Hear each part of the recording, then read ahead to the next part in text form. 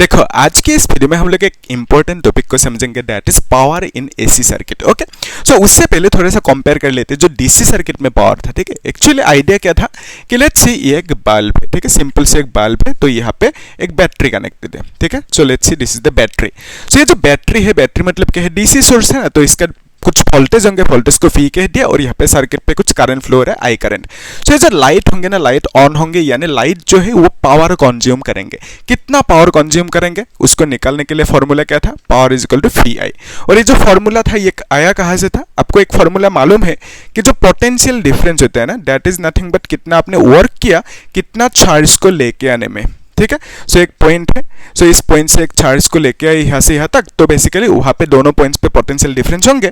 So potential difference कितना होंगे, that is charge को लेके आने में कितना वर्क किया, कितना चार्ज को लेके आने में। तो बेसिकली ये जो पोटेंशियल डिफरेंस है इसको आप फी लिख सकते हो, वर्क को W लिखा, चार्ज को Q लिखा। सो यहाँ से आप W is equal to phi into Q लिख सकते हो आराम से, है ना, इजी।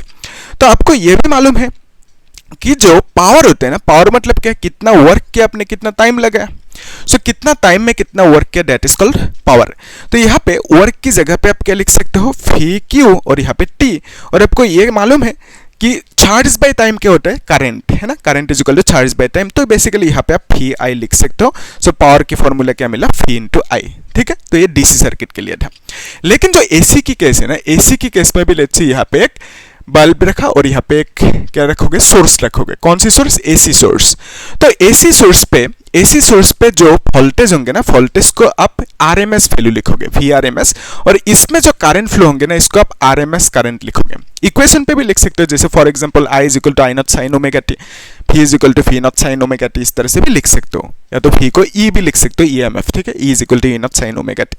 लेकिन हम लोग यहाँ पे आरएमएस वैल्यू लिख रहे हैं, क्यों लिख रहे हैं, क्योंकि ये इसी चैप्टर में सेकंड लेक्चर में हमने समझा था आरएमएस वैल्यू क्यों चाहिए, है ना। लेकिन आप लोग वो चेक कर लेना, यहाँ पे मैं समझा रहे हो। तो एक्चुअल आइडिया ये है कि ये जो सर्किट है ना, इसमें जो करंट फ्लो होता है इस तरह से होता है ना, यानी टाइम के साथ, ये लेट्स से टाइम या तो एंगल बोल सकते हो। सो टाइम कुछ है, करंट की वैल्यू इतना, टाइम जीरो इतना सा है, कुछ जो करंट की वैल्यू है, ये करंट है जीरो है, और फिर टाइम इतने में करंट की वैल्यू मैक्सिमम हो गया नीचे की तरफ, मतलब उल्टा डायरेक्शन में। लेट्स से पहले करंट इस डायरेक्शन में फ्लो हो रहा था, तो नीचे आना मतलब करंट की डायरेक्शन उल्टा हो गया। तो यहाँ पे है टाइम की वैल्यू कुछ और यहाँ पे करंट की वैल्यू जीरो है। तो बेसिकली अगर आपसे पूछे मैक्सिमम करंट कितना है, दैट इज +5, लेट्स से +2 भी कैसे, मतलब ऐसे कंसीडर किया, +5 एम्पेयर करंट है मैक्सिमम। और यहाँ पे नीचे की तरफ भी मैक्सिमम कितना होंगे, 5 ही होंगे, लेकिन इसको माइनस में लिखोगे। सो अगर इस केस में आपको एवरेज चाहिए, ठीक है, एवरेज क्यों चाहिए, क्योंकि देखो एक्चुअली यहाँ पे बहुत सारे करंट है, अलग अलग टाइम के लिए अलग अलग करंट की वैल्यूज है, तो बहुत सारे करंट है। लेकिन यहाँ पे डीसी के केस में तो करंट की वैल्यू एक ही होंगे, चेंज नहीं होंगे टाइम के साथ। तो यहाँ पे जो टाइम के साथ करंट की वैल्यू चेंज हो रही है ना, बिकॉज ऑफ दैट हम लोग यहाँ पे एवरेज करंट लेंगे। ठीक है, लेकिन एवरेज करंट की वैल्यू जीरो आया था, हमने डिराइव भी किया था। तो बिकॉज ऑफ दैट हमने क्या किया था, आरएमएस करंट लिया था, या तो आरएमएस ये जो है वोल्टेज लिया था। ठीक है, सो आरएमएस मतलब क्या है, एवरेज करंट है, और यहाँ पे VRMS मतलब एवरेज वोल्टेज है। ठीक है, तो बेसिकली RMS मतलब एवरेज ही है। ठीक है, सो क्यों लिया था, कैसे लिया था, वो सब आप लोग देखना।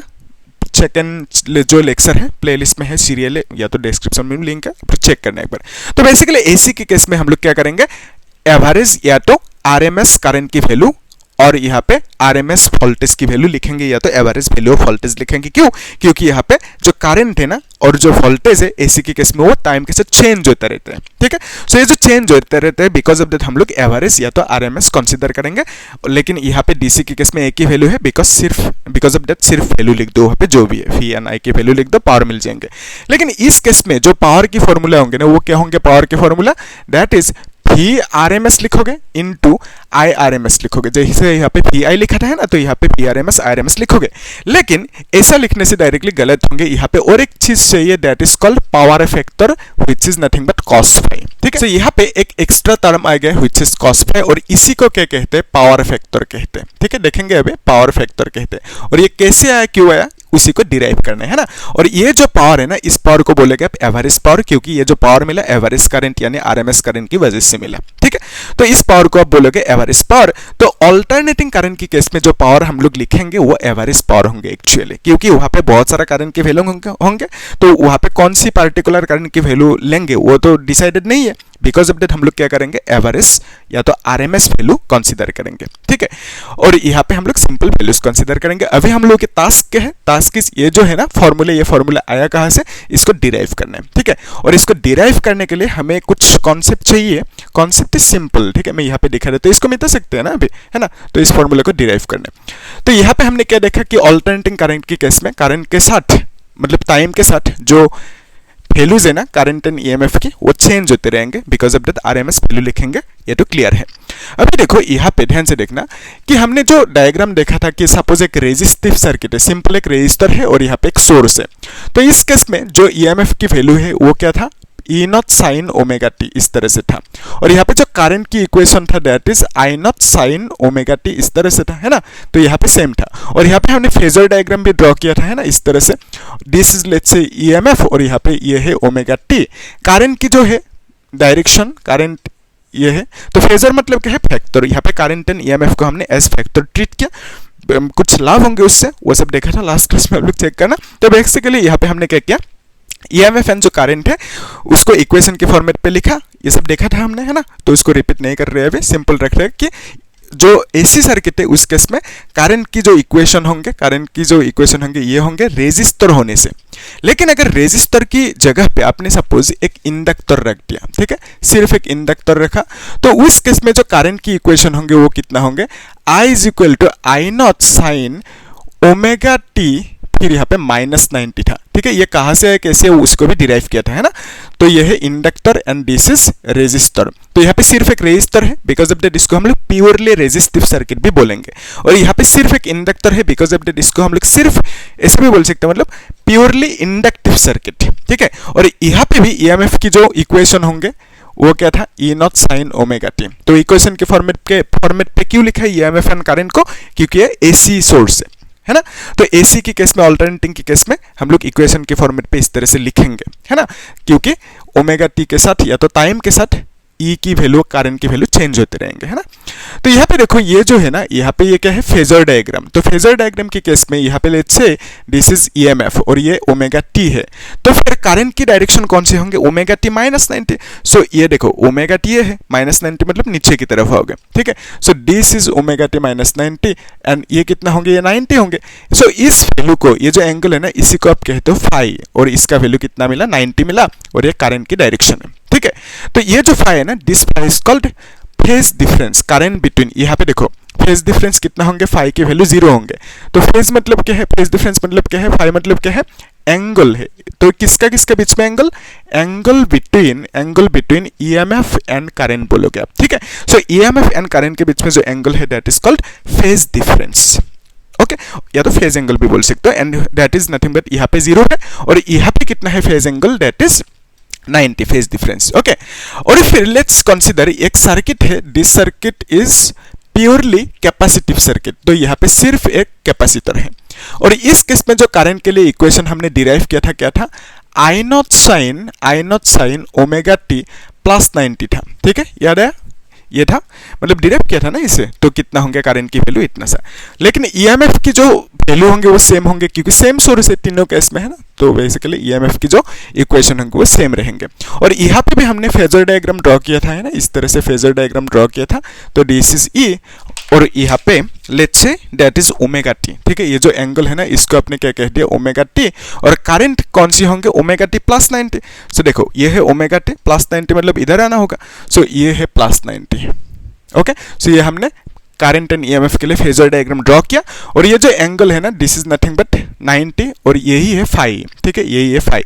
सो फाई की वैल्यू यहाँ पे 90 है, यानी phase difference between current and EMF is 90 degree दोनों केस में, ठीक है, इसमें और इसमें। अभी देखो यहाँ पे हमें देखना क्या है, ये जो फॉर्मूला है ना पावर के लिए, उसे डिराइव करना है। सो डिराइव करने के लिए हम लोग एक सर्किट कंसीडर कर लेते हैं। लेट्स से एक सर्किट है, यहाँ पे एक बल्ब कनेक्ट करके रखा और यहाँ पे एक सोर्स है, ठीक है। और इसका जो ईएमएफ है उसको फी से डिनोट करते हैं। लेट्स से यहाँ पे ई से डिनोट किया था, यहाँ पे फी कर देते हैं। तो फी इज इक्वल टू क्या लिखोगे, phi not sine omega t, इस तरह से लिखोगे। और यहाँ पे जो करंट फ्लो हो रहा है ना, इस करंट को हमने suppose I is equal to I naught sine omega t. और यहाँ पे देखो एक्चुअली अगर यहाँ पे सिर्फ एक रेजिस्टर होता तो करंट की इक्वेशन ये लिखता है ना, अगर यहाँ पे सिर्फ इंडक्टर होता तो करंट की इक्वेशन वो लिखता। और यहाँ पे कैपेसिटर होते तो करंट की इक्वेशन कौन सी लिखता है, ये लिखता है। लेकिन यहाँ पे लेट्स से हमें नहीं पता क्या है, इंडक्टर रेजिस्टर क्या है नहीं पता, बिकॉज ऑफ दैट करंट की इक्वेशन पे 90 वो सब नहीं लिखते हैं, हम लोग सिंपल यहाँ पे फाई लिख देते हैं। जो फेज डिफरेंस है ना, ये 90 मतलब क्या है, दिस इज फाई, ठीक है, दिस इज फाई, 90 मतलब फाई, यहाँ पे भी 90 मतलब क्या है, फाई है। यहाँ पे फाई की वैल्यू कितना है, 0 है। लेट्स से यहाँ पे 0 को प्लस कर दिया तो फाई की वैल्यू कितना होंगे, 0 होंगे। तो ये जो हमने फाई लिखा 90 इंडक्टर की केस में, कैपेसिटर की केस में 90 और इसमें 0, तो यहाँ पे हमने सिर्फ फाई लिख दिया। तो बेसिकली यहाँ पे डिसाइडेड नहीं है कि मतलब यहाँ पे इंडक्टर है कैपेसिटर है, तो यहाँ पे कुछ भी हो तो हमने क्या किया, एक लाइट कनेक्ट कर दिया और इसमें जो करंट फ्लो है उसको हमने एक फॉर्मेट पे मतलब एक इक्वेशन लिख दिया करंट के लिए। तो अभी ध्यान से देखो, इसमें जो पावर डेवलप होंगी, ये जो लाइट ऑन होंगे ना, मतलब ये कुछ पावर कंज्यूम करेंगे। कितना पावर कंज्यूम करेंगे उसको आप क्या लिखोगे, फी इंटू आई लिखोगे, मतलब जो फॉर्मूला है power is equal to phi into I. लेकिन फी की अभी जो इक्वेशन लिखोगे ना, फी की value fee not sine omega T लिखोगे, फिर यहाँ पे आई की जगह पे क्या लिखोगे, I naught sine omega T minus five लिखोगे, इस तरह से, ठीक है, यहाँ तक क्लियर। तो अभी देखो ये जो है ना, अगर इसको आप थोड़ा सा इस तरह से मॉडिफाई करो, फी नॉट आई नॉट, फिर यहाँ पे क्या लिखोगे, साइन ओमेगा टी, फिर यहाँ पे sign omega T minus five लिखोगे। अभी ध्यान से देखना, अगर मैंने नीचे 2 एक मल्टीप्लाई कर दिया, मतलब डिवाइड कर दिया, तो गलत हो जाएंगे ना, तो ऊपर भी कर दो तो सही रहेंगे, है ना, 2 कैंसिल आउट होंगे। तो उससे लाभ क्या होंगे, ये जो है ना 2 sign omega T and sign omega T minus five, तो इसको इक्वेशन के फॉर्मेट पे लिख सकते हैं, यानी एक फॉर्मूला है। फॉर्मूला क्या है कि आपको ये मालूम है, साइन ए साइन बी और यहाँ पे 2 है, twice sine A sine B की फॉर्मूला क्या था, that is equal to cos A plus B, फिर कॉस ए प्लस बी, यहाँ पे ए माइनस बी होंगे, ठीक है। So cos A minus B, cos A minus B minus cos A plus B, ये था formula, okay. Twice sine A sine B is equal to cos A minus B minus cos A plus B, ये था formula. तो अभी ध्यान से देखना, यहाँ पे इसको लेट्स से ये जो ओमेगा टी है ना, इसको ए कंसीडर करो, ओमेगा टी माइनस बी को बी कंसीडर करो, मतलब फाइव को, ठीक है। तो यहाँ पे ऐसा हो गया ना, twice sine A sine B, तो twice sine A sine B मतलब फॉर्मेट पे आ गया। तो अभी हम लोग यहाँ पे वो जो फॉर्मूला है बिठा सकते हैं, आई नॉट डिवाइडेड बाई 2, फिर यहाँ पे twice sine A sine B मतलब कॉस ए मतलब क्या है, omega T minus B, B मतलब क्या है, ओमेगा टी माइनस फाइव, ठीक है। फिर यहाँ पे माइनस कॉस, फिर क्या लिखोगे, ए मतलब क्या है, ओमेगा टी, फिर यहाँ पे प्लस बी मतलब ओमेगा टी माइनस फाइव लिखोगे और इस तरह से ब्रैकेट लगा दोगे, ठीक है। सो ये क्या हुआ, this is A and this is B, this is A this is B, ठीक है। So cos A minus B और यहाँ पे कॉस ए प्लस बी हो गए, इस तरह से, ठीक है। ऐसे आप लिख सकते हो, माइनस बी होंगे ना और यहाँ पे प्लस बी, इस तरह से लिख सकते हो, फाइन। तो अभी देखो इसमें ये जो हमें मिला, ये जो टर्म है ना, थोड़ा सा मॉडिफाई कर लेते हैं, phi naught I naught divided by 2 cos omega T cancel out होंगे, माइनस माइनस प्लस होंगे, तो बेसिकली ये कॉस फाइव होंगे माइनस कॉस, और यहाँ पे क्या लिखोगे, ट्वाइस ओमेगा टी लिखना होगा ना, तो omega T plus omega T is twice omega T, then this is minus five और यहाँ पे इस तरह से लगा दो ब्रैकेट। तो ये मिला आपको पावर की एक फॉर्मेट या तो फॉर्मूला, फाइन। तो अभी देखो इसको थोड़ा सा आप लोग मॉडिफाई कर सकते हो, मॉडिफिकेशन इन ए सेंस, ये जो है ना पावर, तो एसी सर्किट है, तो एसी सर्किट की केस में हम क्या करेंगे, पावर की एवरेज लेंगे, ठीक है। क्यों, क्योंकि यहाँ पे ऑल्टरनेटिंग मतलब करंट जो है ना, करंट टाइम के साथ चेंज होते रहेंगे, तो बिकॉज ऑफ दैट हम लोग क्या करेंगे, यहाँ पे एवरेज कंसीडर करेंगे। सो ये जो पावर है, एवरेज पावर लिख दिया suppose. So average power is equal to क्या लिखोगे आप, अब क्या करोगे, ये जो है ना इसका एवरेज लोगे, ठीक है। सो आप लिखोगे average of this term, okay, यहाँ पे लिख देते हैं एवरेज पावर मतलब एवरेज ऑफ, क्या लिखोगे, phi naught I naught divided by 2, फिर यहाँ पे cos five minus cos omega T, twice omega T minus five, इस तरह से लिखोगे। क्लियर है यहाँ तक, चेक कर लो एक बार। हमने क्या किया, यहाँ पे जो पावर है इस पावर की एवरेज लिया, क्योंकि ये ऑल्टरनेटिंग करंट की सर्किट है ना, तो एसी सर्किट है, बिकॉज ऑफ दैट हमने यहाँ पे पावर की एवरेज लिया, ठीक है, क्योंकि यहाँ पे करंट की वैल्यू चेंज होते रहेंगे बार बार, है ना, और ईएमएफ की वैल्यू भी चेंज होते रहेंगे, तो बिकॉज ऑफ दैट एवरेज लेना होगा, तो पावर की एवरेज ले लिया, तो इसका भी एवरेज लेना होगा। सो अभी देखो इसका जो एवरेज ले, इससे लाभ क्या होगा, ये जो टर्म है ना, ये टर्म जीरो हो जाएंगे, ठीक है, ये जो टर्म है जीरो होंगे, क्यों, क्योंकि यहाँ पे टी है ना, तो basically this term is time dependent term, ठीक है, टाइम डिपेंडेंट टर्म है ये, ठीक है। सो टाइम डिपेंडेंट जो टर्म है मतलब क्या है, टाइम के साथ चेंज होंगे, यानी एसी की केस में जो ऐसा होता है ना कि लेट्स से यहाँ पे टाइम है कुछ और यहाँ पे टाइम कुछ है, यहाँ पे टाइम कुछ है, यहाँ पे टाइम कुछ, यहाँ पे टाइम, तो बेसिकली टाइम लाइन है और यहाँ पे करंट है। करंट की वैल्यू कुछ टाइम पे ये मैक्सिमम है लेट्स से +5 और इस टाइम पे करंट की वैल्यू लेट्स से -5 है, ठीक है। सो करंट की वैल्यू टाइम के साथ चेंज हो रहे हैं। तो इसमें अगर एवरेज लिखना है, कैसे लिखोगे आप एवरेज, मतलब +5 प्लस -5, इस तरह से दोनों वैल्यूज को, एक्सट्रीम वैल्यूज को प्लस करोगे तो यहाँ पे 2 वैल्यूज लिया तो डिवाइड बाय 2 करोगे, आंसर कितना है 0। सो एवरेज जब लोगे टाइम डिपेंडेंट कैसे ही है, ये करंट मतलब टाइम डिपेंडेंट है ना करंट, तो इस केस में आपने एवरेज लिया तो आपको क्या मिला 0 मिला। तो ये भी क्या है टाइम डिपेंडेंट ही है, बिकॉज ऑफ दैट यहाँ पे भी एवरेज लोगे तो इसका 0 ही मिलेंगे। टाइम डिपेंडेंट टर्म होने से एवरेज लेने से, कारण क्या है टाइम डिपेंडेंट टर्म, तो एवरेज लेने से 0 मिलेंगे, तो टाइम डिपेंडेंट टर्म होने से एवरेज लेने से आपको 0 मिलेंगे। फाइन, तो ये जो मिला आपको इसको 0 कर दो। अभी देखो यहाँ पे एवरेज पावर को अपने P एवरेज लिख दिया and that is equal to V naught I naught लिखोगे डिवाइडेड बाय 2 और यहाँ पे सिंपल cos phi लिख दो, ठीक है, ये तो 0 हो गया। तो ये जो 2 है ना, इस 2 को आप ऐसे भी लिख सकते हो, 2 मतलब क्या है √2 इंटू √2, और आपको ये भी मालूम है कि जो है ना IRMS value is equal to क्या था I नॉट बाई √2 था, और यहाँ पे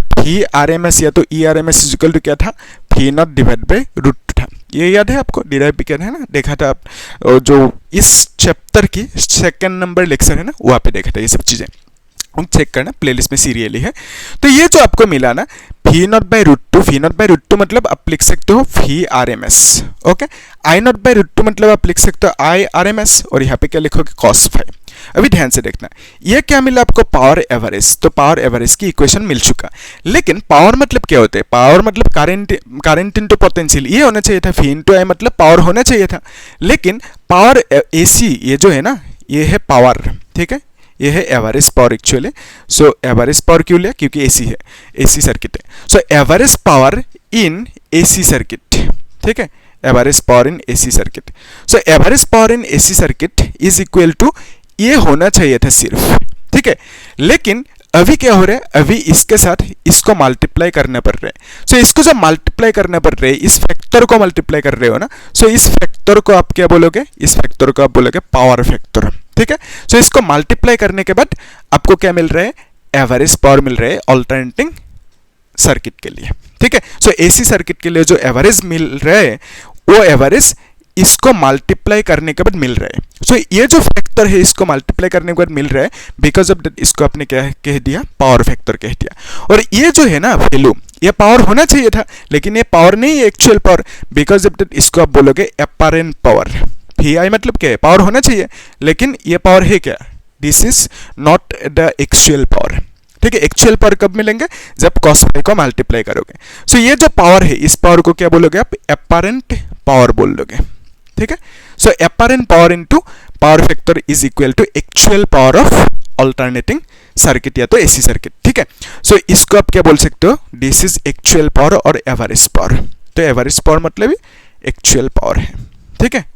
सो एक्चुअल पावर मतलब कितना पावर है एसी सर्किट में, है ना। सो एसी सर्किट में कितना पावर है, एवरेज पावर। सो वही है एक्चुअल पावर। तो बेसिकली अपैरेंट पावर के साथ मल्टीप्लाई करना होगा cos phi को, और cos phi को जो मल्टीप्लाई किया, because of that cos phi को आपने क्या कह दिया, पावर फैक्टर कह दिया, ठीक है, यहाँ तक। तो अभी देखिए ये जो पावर फैक्टर cos phi मिला, इससे हम लोग थोड़ा सा प्ले कर सकते हैं, इन सेंस कुछ और चीजें निकल सकते हैं, जैसे कि वाटलेस करंट, ठीक है। उसको देखने के लिए इसको मिटाना होगा, है ना, तो मिटा देते हैं, ठीक है। तो आप लोग नोट करके रखना इसे अच्छे से। अभी हम लोग क्या देखने जा रहे हैं, वाटलेस करंट कहाँ से, ये जो पावर फैक्टर मिला वहां से, ठीक है। इसको भी मिटा देते हैं अभी, है ना। सो वाटलेस करंट की कॉन्सेप्ट को देखना है, अभी ध्यान से देखना। सो ये जो सर्किट है ना, सर्किट को फिर से ड्रॉ कर देते हैं क्या, ये है ना। सो ये जो सर्किट है, इस सर्किट पे ये कौन सी सर्किट है, AC circuit. So because of that हम लोग क्या करेंगे, एसी सर्किट है, सो बिकॉज ऑफ दैट हम लोग यहाँ पे जो वोल्टेज है इसको आरएमएस वैल्यू लिखेंगे, और यहाँ पे जो करंट है उसका वैल्यू भी आरएमएस पे ही लिखेंगे, ठीक है।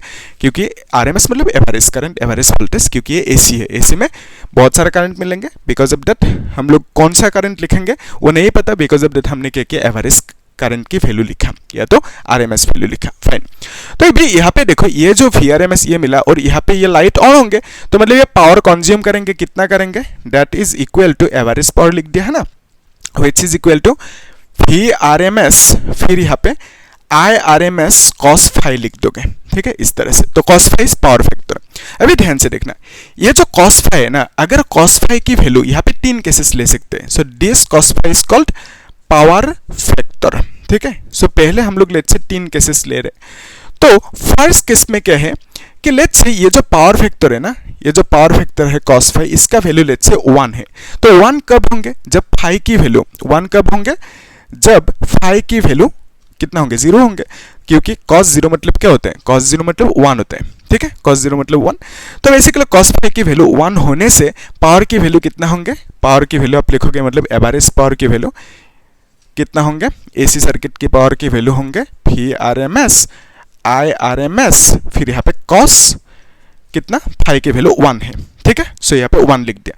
तो cos phi की वैल्यू 1 जब होंगे तो एवरेज पावर कुछ मिलेंगे, और जो ये जो एवरेज पावर है, इस एवरेज पावर को इस बार आप क्या बोलोगे कि this is the maximum power, ठीक है, मैक्सिमम पावर बोलोगे। सो मैक्सिमम पावर कब मिल रहे हैं, एसी सर्किट में मैक्सिमम पावर कब मिलेंगे, जब phi की वैल्यू 0 होंगे। phi मतलब क्या है, फेज डिफरेंस, फेज डिफरेंस 0 होंगे। सो फेज डिफरेंस 0 कौन सी सर्किट के लिए होता है, जो रेजिस्टिव सर्किट है ना, प्योरली रेजिस्टिव सर्किट के लिए 0 होंगे, ठीक है, phi की वैल्यू। ध्यान से देखना, यहाँ पे भी हम लोग फेज डायग्राम ड्रॉ कर सकते हैं, फेजर डायग्राम है ना, तो इस तरह से let's say this is Vrms, ठीक है, या तो EMF भी कह सकते हो Vrms। तो Vrms और E जो है EMF है, उसके साथ जो करंट है वो सेम लाइन में रहेंगे, यानी सेम डायरेक्शन में रहेंगे।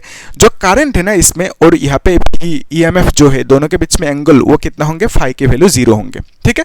और ये जो phi है, this phi is nothing but phase difference, ठीक है। So this phi is nothing but phase difference, okay. Phase difference मतलब क्या है, angle between EMF and current, okay. Current और EMF के बीच में जो एंगल है उसी को phi कह दिया, और उसी को फेज डिफरेंस कह दिया। मतलब करंट एंड EMF कितने डिफरेंस पे है, जैसे यहाँ पे 90 डिफरेंस पे है, यहाँ पे 90 डिफरेंस पे है, यहाँ पे 0 डिफरेंस पे है, मतलब सेम डायरेक्शन में, ठीक है।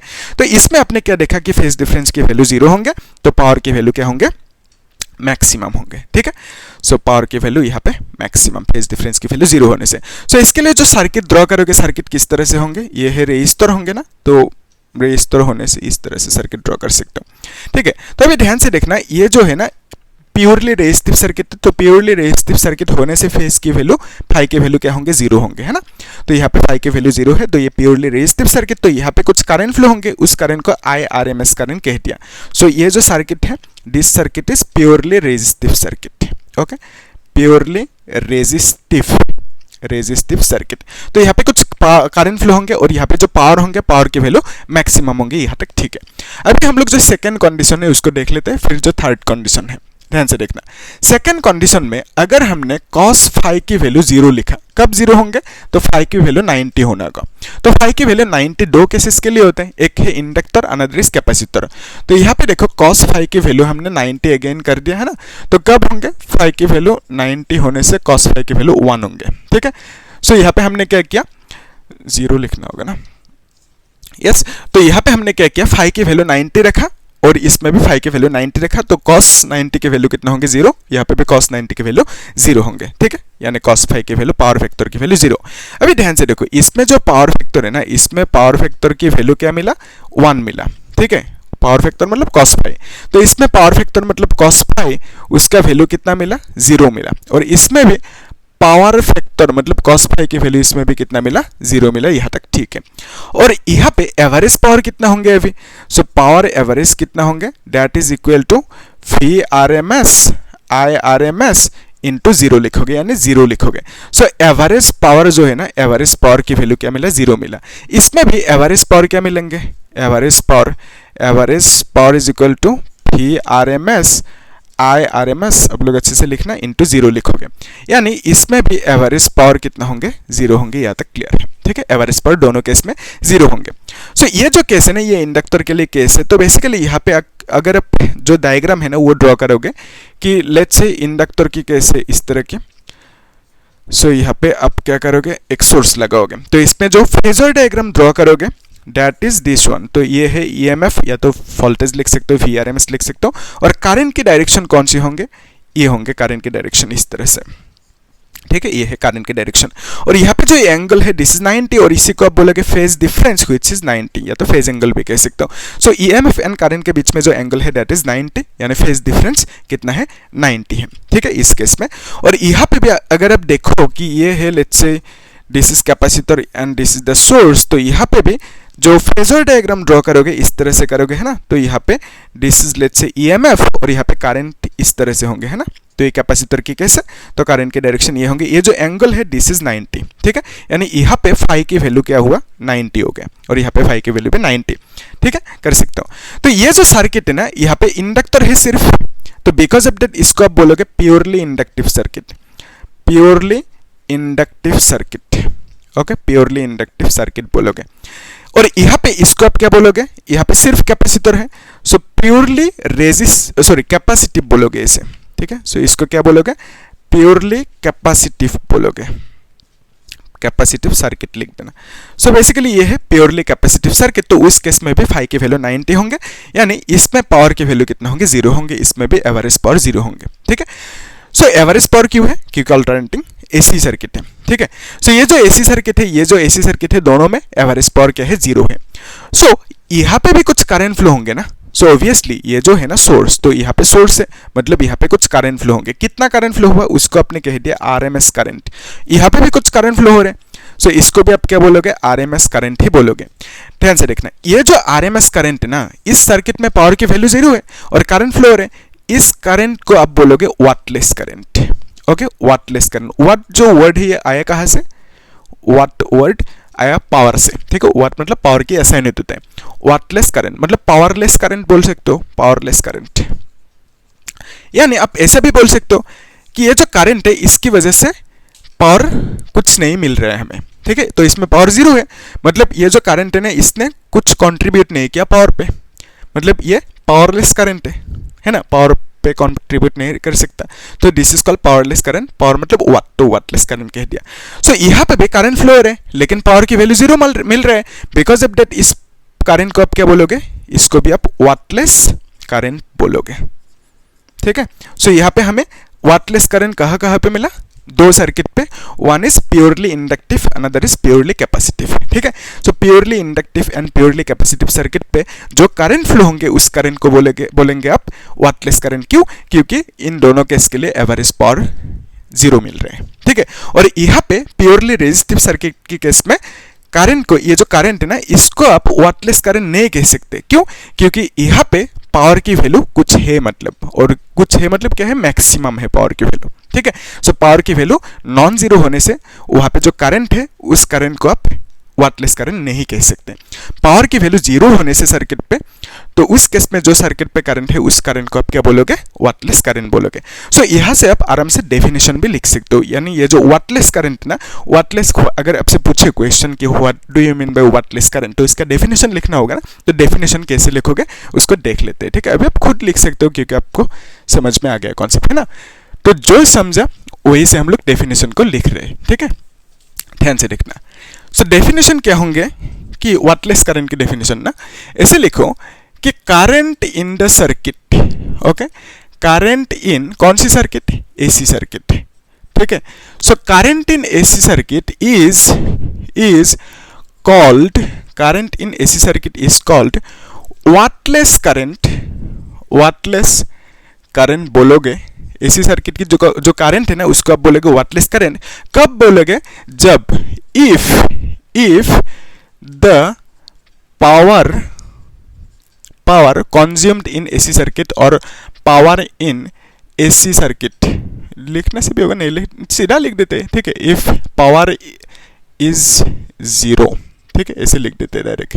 ठीक है, so current in AC circuit is called wattless current if the power in the circuit, if the power in the circuit is 0। ठीक है, तो जब भी सर्किट पे पावर की वैल्यू 0 होंगे तो उस केस में एवरेज पावर भी कह सकते हो। ठीक है, तो एसी सर्किट पे जो पावर है अगर वो 0 होंगे तो उस केस में आप क्या बोलोगे कि वहां पे जो करंट फ्लो हो रहा है उस करंट को वाटलेस करंट बोलोगे, क्योंकि वो करंट कुछ कंट्रीब्यूट नहीं कर रहे पावर पे। ठीक है, पावरलेस करंट, या तो यहाँ पे AC in the AC circuit लिख सकते हो।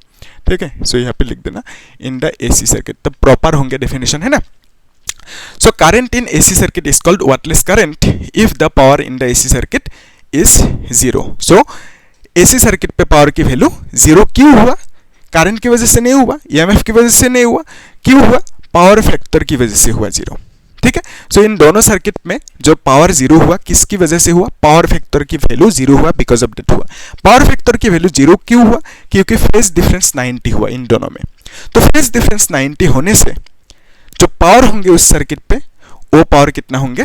0 होंगे, ठीक है। और उस सर्किट पे जो करंट फ्लो होते रहेंगे उस करंट को आप बोलोगे वाटलेस करंट।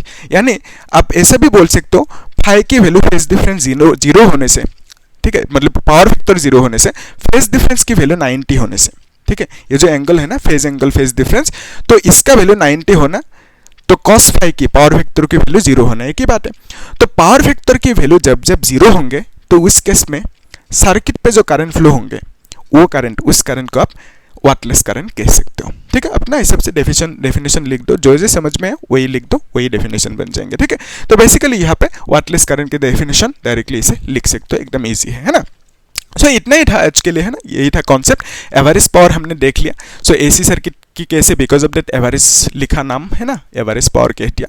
और फिर पावर फैक्टर की कॉन्सेप्ट को देखा, फिर वाटलेस करंट जो है उसको भी देखा। दोनों केसेस में वाटलेस करंट मिलेंगे, प्योरली रेजिस्टिव केस होने से वाटलेस करंट नहीं मिलेंगे, ठीक है।